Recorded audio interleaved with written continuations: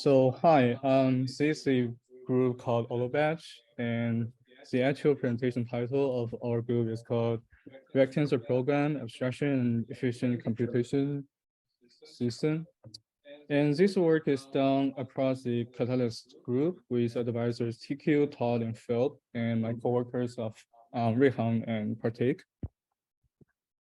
So let's have a brief introduction of what is Tensor. So I guess all of us have been familiar with words like dense tensor and sparse tensor. So dense tensor compared to sparse tensor is tensor that has no sparsity, which has no predefined zero elements, meaningless elements. Whereas sparsity tensor is kind of tensor with unknown sparsity distribution pattern. But in this word, we focus on a special format of sparse tensor, which it can has a fixed sparsity distribution, whereas as you can see, the sparsity is in the end of like each row. So the thing is that the rectangles workload are pretty common in nowadays LP tasks, especially if you want to batch the input of like language model like transformers, since different sentences can have different lengths. For example, if we want to put these two sentences with different lengths into a batch, normally what modern framework will do is to add padding to the end to make them has a uniform length. But such padding can waste storage and also computational resources.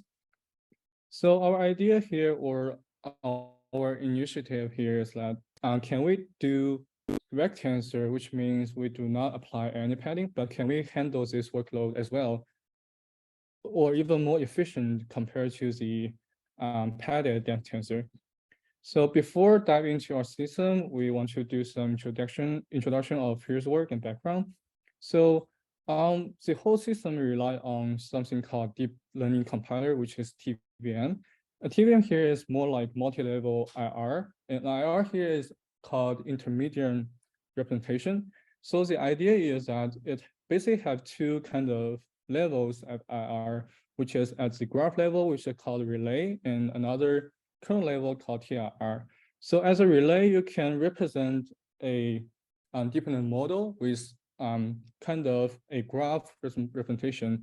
As you can see here, if you got a matplotlib here, and you naturally going to have two input tensor and one output tensor.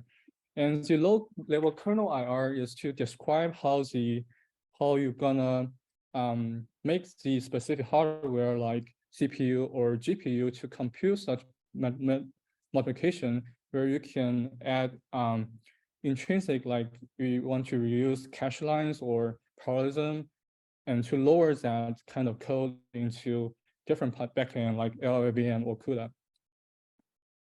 And another work have been done on rectensor specifically is called Cora. So the first figure shows that padding will add like unnecessary computational waste. And on the right is the sort of Cora's system overview. But the key idea is that the Cora focuses on the kernel level, as we want to utilize the specific backend, either GPU or CPU, to make the rectensor computation more efficient, but specifically for a single operators like matmul or NOIs. And there's have been another work called SparseTR, which is kind of focus on like the sparse tensor computation instead of the rectensor. And here is another sort of emerging work on the TVM community, which is called Relax. So Relax have different targeting goals, which trying to make the graph level IR relay more flexible for the emerging new workload. So the key point here is that we want to use the Relax capability to describe the dynamic shape workloads as below. As you can see here, we can use symbolic representation to represent our workload instead of actually inputting constant value over here. Meanwhile, nowadays, the modern framework like TensorFlow and PyTorch, they also realize that rectensor is kind of important due to the wider use of transformers.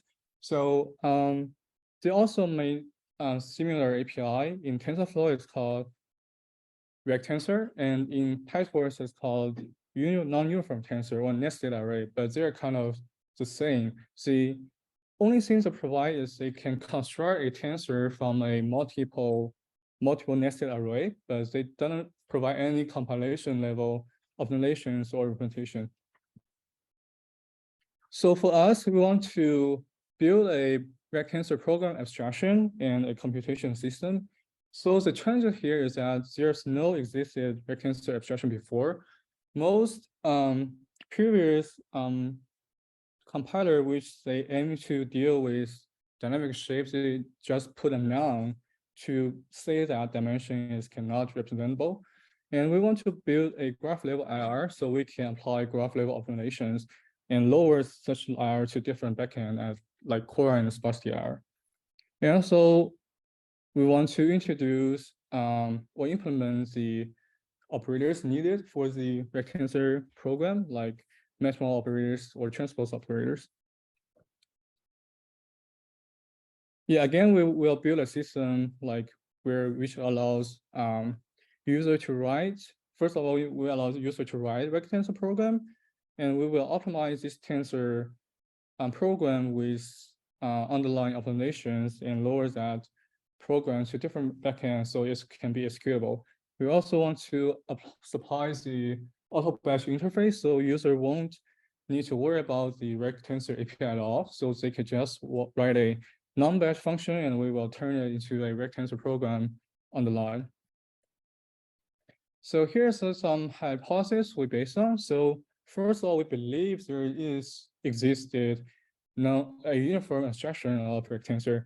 And with that reputation, we can handle such workload, especially in transformers, more efficiently compared to using dense tensor program or sparse tensor program.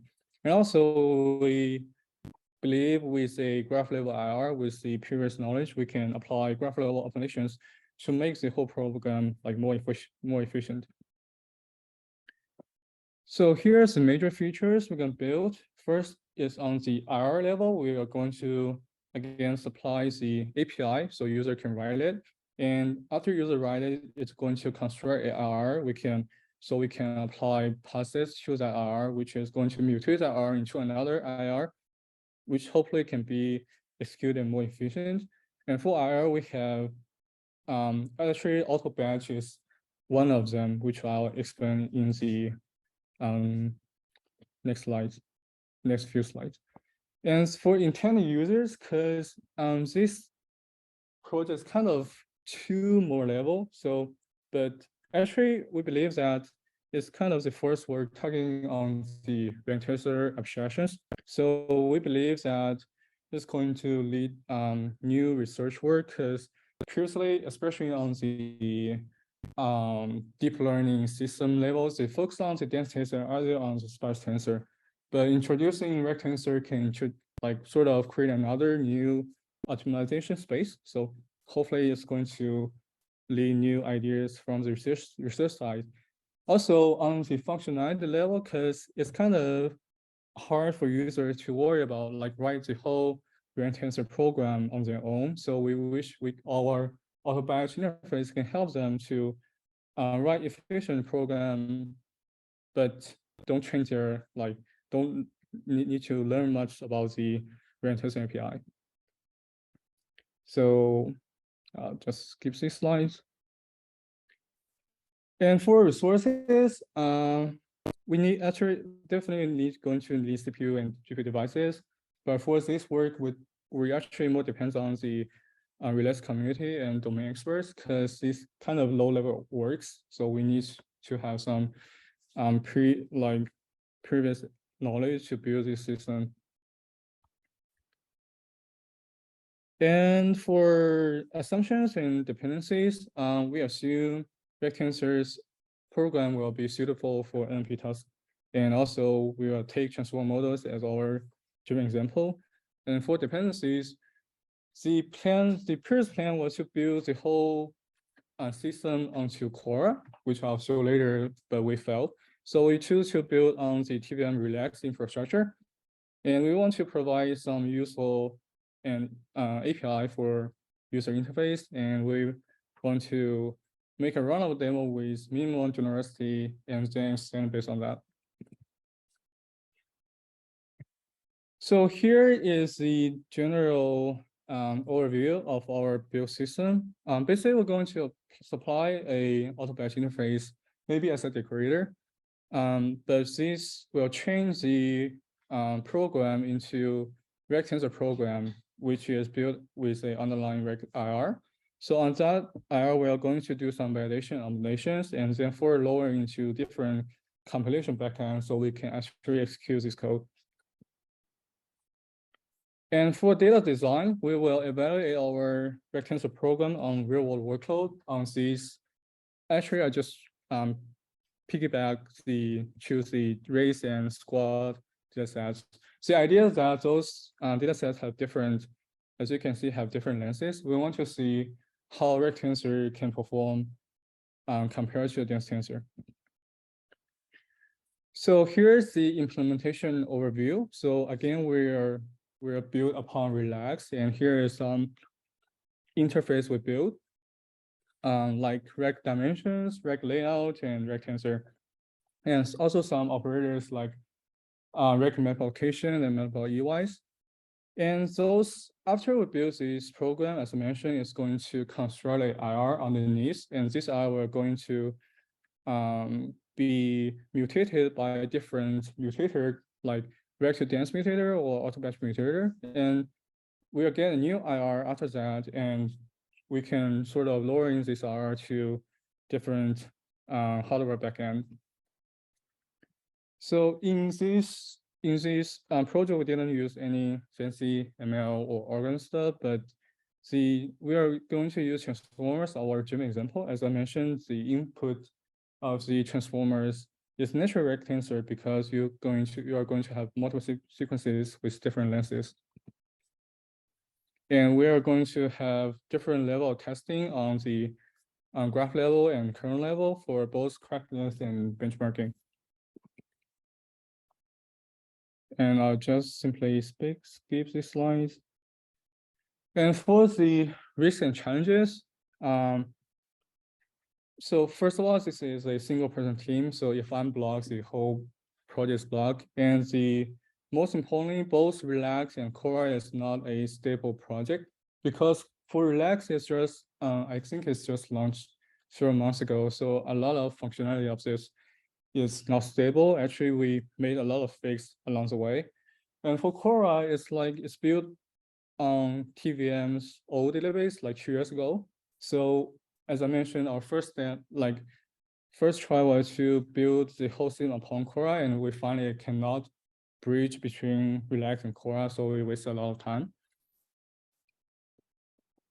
So here's the task. So first of all, we're going to sort of have the rank tensor abstraction on the paper, so we can sort of having the capability to describe the rank tensor, and also we went through the transformer model with rank tensor computation and see if it's suitable. And we also did some work on the rank tensor level, as I mentioned, on Cora. We also did a side project to fine-tune the Cora kernel, but in the end, this doesn't contribute to this capstone. And we also implement a runnable tensor program with Tensor IR and Tensor API, and a few passes to make it runnable. And again, here's the plan. So we finished the Tensor abstractions in the spring, and we start to focus on the Cora to make it runnable and build operators upon Cora. And then we find we cannot bridge the gap because the code is too legacy. So we turn to using Relax and build the Tensor program API and some alternative classes so we can actually run it. So first, let me talk about for the results. First, let me talk about the Tensor abstractions.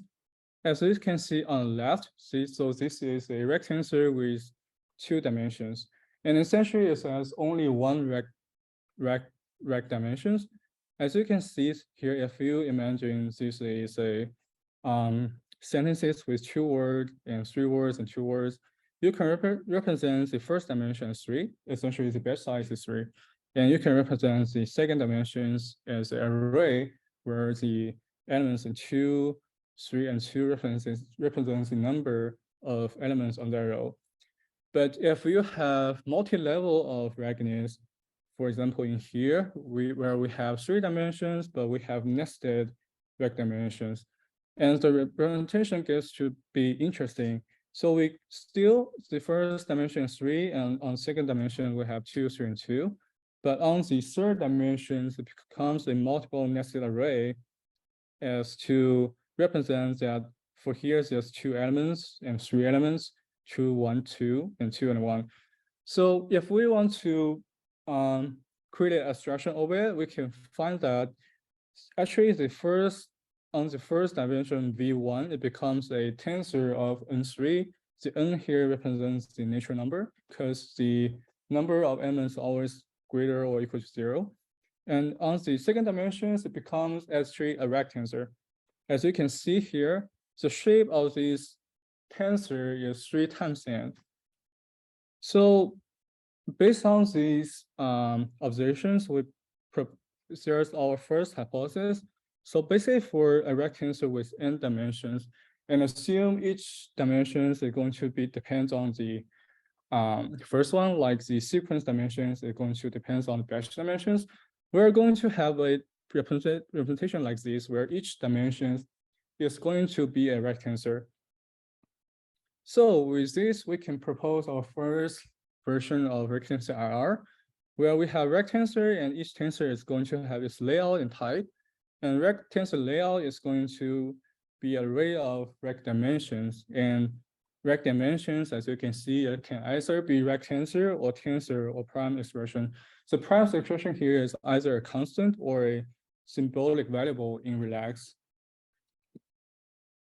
So let's take a look at the rectensor indexing. So for dense tensor, if you have n dimensions, if we sort of flatten this tensor, because the tensor storage on the memory level we're assuming is always continuous. So we're going to have an indexing scheme like this.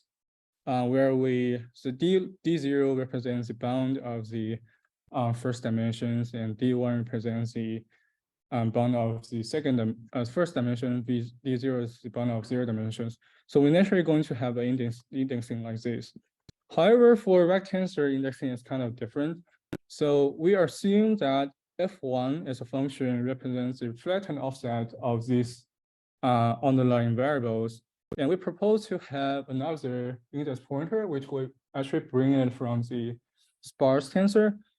An index pointer is the number of elements from 0, 0 until the underlying representation of this.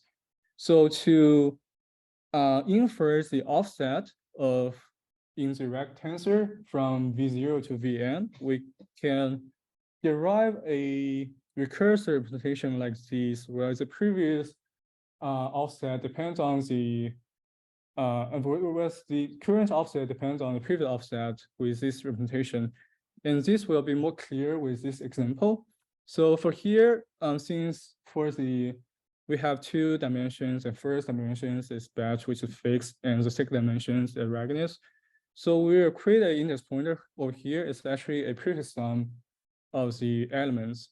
So for 0, so basically you have 2 and 3 and 2 here, and you will create a prefix sum like this. And to indexing the elements on the second row and first column, we are first indexing into the index pointer, which will get 5 and plus 1, and you'll get 6. So here comes to our second hypothesis, where we assume we can represent direct dimensions with a dependency and the index pointer. So the dependency here, which means that the second dimension depends on the first one. So we revise our rectensor IR. So basically we change our rectensor dimensions into a representation like this. And we further introduce grouping. So basically the grouping means here is that we can, for the extra storage, we cannot have a rect tensor. So we choose to group the all rect dimensions together so we can have a dense tensor storage to represent this rect tensor. So as I mentioned, we want to use transformers as our German example because if rect tensor can work well on the transformers, so they're gonna be very excited. So we focus on the transformer block, actually the encoding block of the transformers. We look into the workload to see whether it can be represented as a rect tensor. So the thing is, as we figured out, at least for the QKV computations, they can all be sort of handled by dense computation, which I'll show later. But for the QKT computation and solid mass, we cannot convert that rect tensor computation into dense because there's a certain dimension cannot be fused. But for the later coordination and residual as well as layer norm, we can again transform the rect tensor computations into dense computation again. So here's one code I wrote to represent which part is the rect tensor and which part is the dense tensor. But the key point here is that the reason why we want to transform rect tensor computation into dense computation is that first of all, we already have a lot of optimization techniques around the dense tensor. So another reason is that we cannot use Quora, so we need another backend for the rect tensor computations. And so for the current progress, we have implemented the mathmal operations, and we can allow user to build a rect tensor program like this. And we further wrap into relax function over here, which is more clean interface where user can pass their tensors by annotations and call rect tensor APIs like rect layout expression and recdim to build a rect tensor over here and call rect tensor mathmal. So right now we have already built a IR structure like this. The question is, how can we actually execute it given the Quora is not runnable? Here's some work we did before on Quora. We fine-tuned the Quora kernel with some performance, but we cannot sort of bridge Quora with Relax together. So another choice is to use sparsity IR, and which we will sort of explore in the future. So the current idea is that we want to transform the rect tensor computation to dense tensor computations with some tricks. So as you can see over here, we declare a rect tensor layout with 3 dimensions, where BR, as you can imagine, is a batch, and L is for the sequence lengths, and HR is maybe the embedding. And we are going to multiply this tensor with another weights over here, where the first dimensions is maybe the embedding again, and K is another dimensions. So one discovery is that we can sort of fuse the first 2 dimensions together into a new dimension called G over here.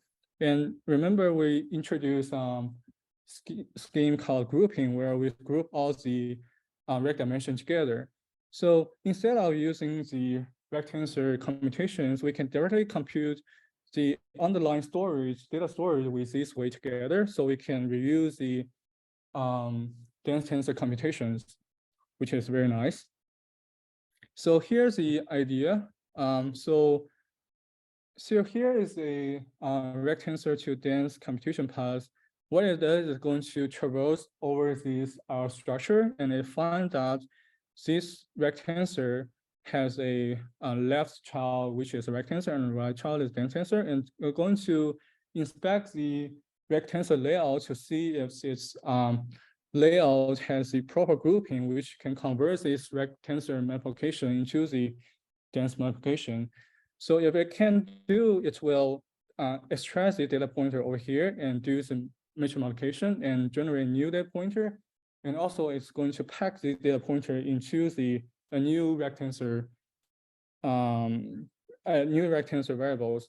But for user, it cannot see the transformers happening over here, but the computation actually happen on the dense tensor compilers.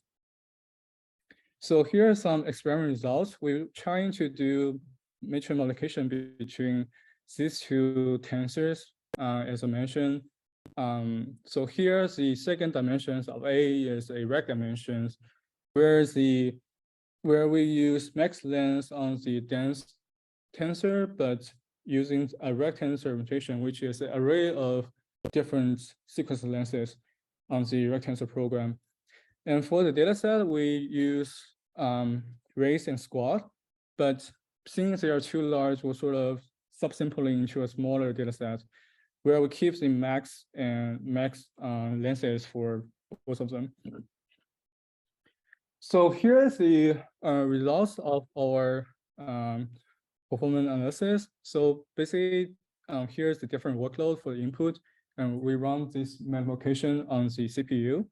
And for a dense, we're going to evaluate the time of that dense multiplication. And for rect, we're going to take the average time of different batch execution time and get the average results. And the ratio here is essentially dense divided by rect.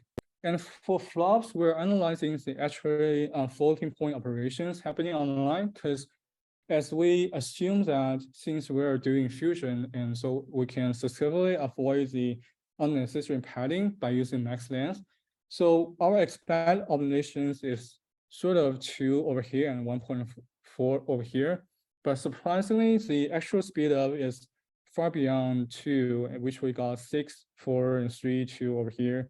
And similarly on the race data set. And another surprising find out is that with the increase of the batch size, the actual speed up are getting closer to the expected speed up from the flop analysis. So our assumption is that by fusing the batch dimensions and second dimensions, we're creating another large space or making the underlying dense compilers easier to optimize these tensor programs so we can get extra speed up, which is very exciting because in the transformers, most of the times the embedding size is very large, which means we can get a lot of speed when the batch size is relatively low. Now, here we also implement a toy auto batch example. Right now, the auto batch is sort of dense to dense transformations where it's going to help you add a batch stream.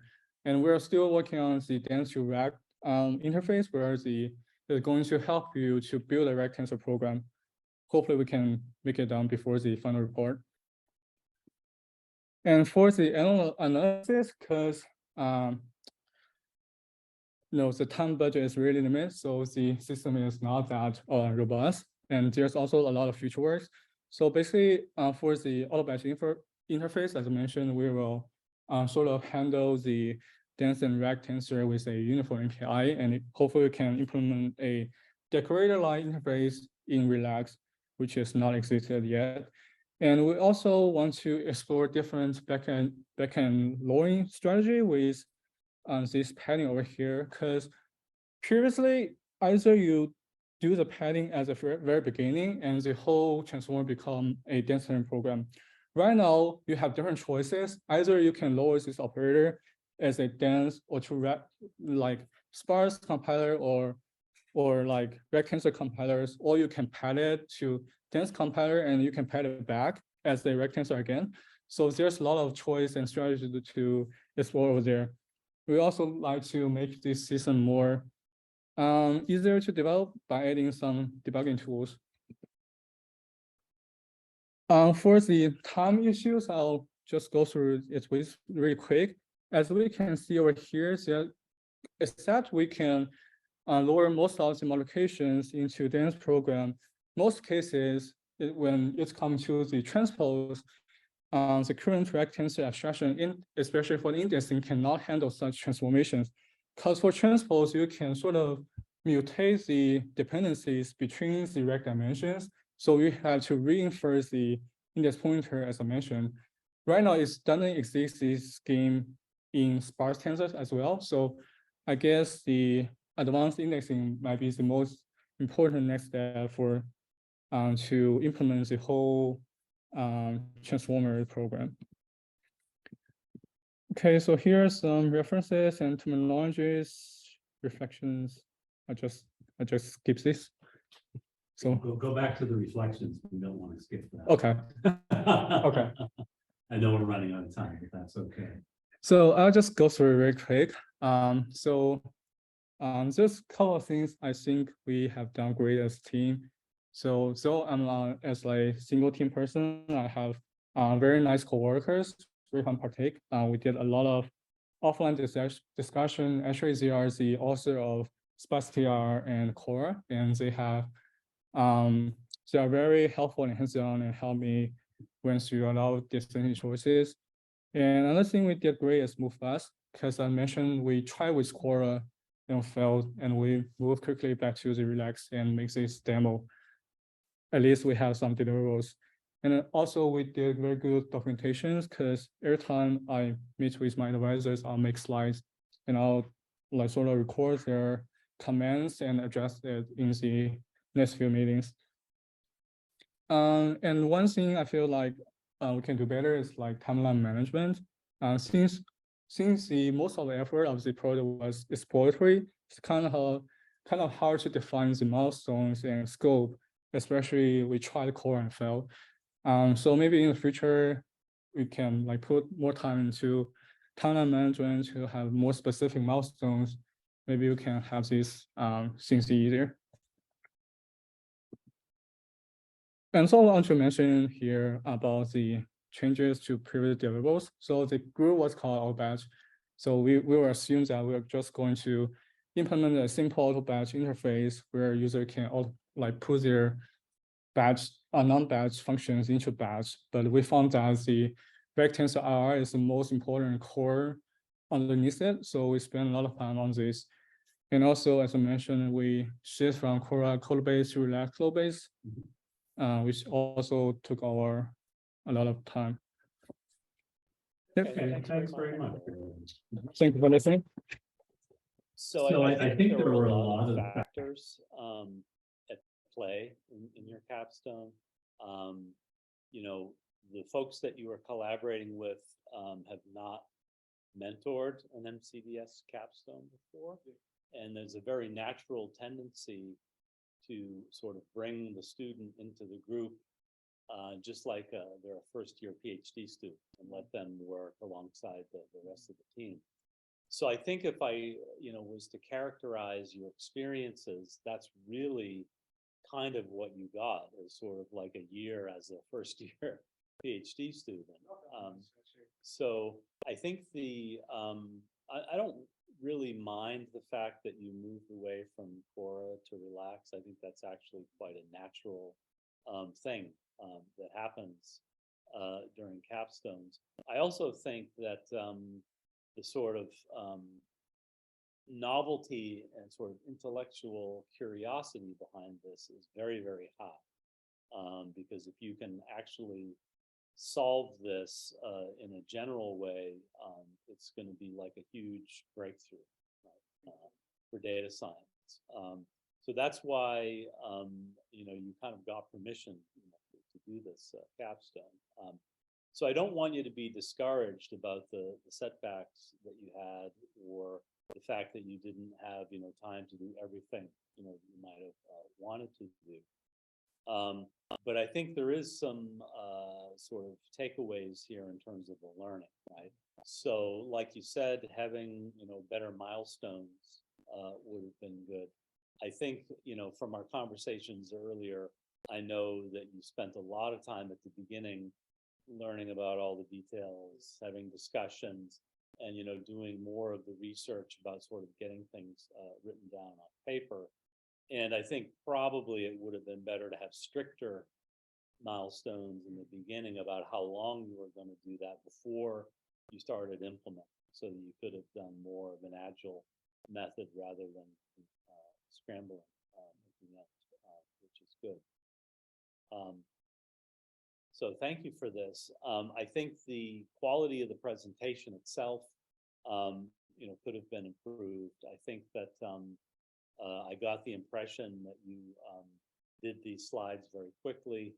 I saw, I saw several typos, a few fragmented sentences there, and I'm not sure you had all of the slides that you were expected to have with respect to terminology and all of that. Yeah.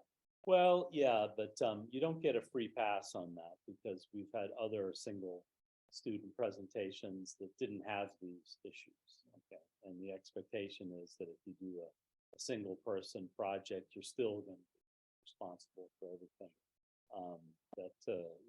Everything that all of the other teams are responsible for. So to be fair, I have to, give you the right criticisms, about those things as well. So do you think you're going to continue working on this after graduation? Depends on the years before. Mm-hmm. Things that actually sort of future. Mm. I think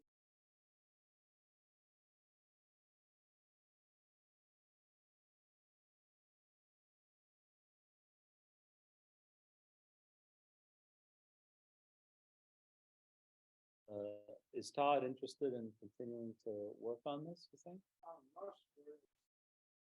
Maybe it's like to do. Okay. Okay.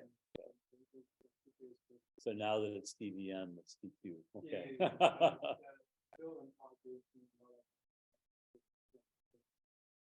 Okay, so maybe I'll chat with him about it. Because it's a really interesting idea, and I hope that it gets more attention. So maybe we can see if there's some first-year students who are interested in this. Any questions from the audience?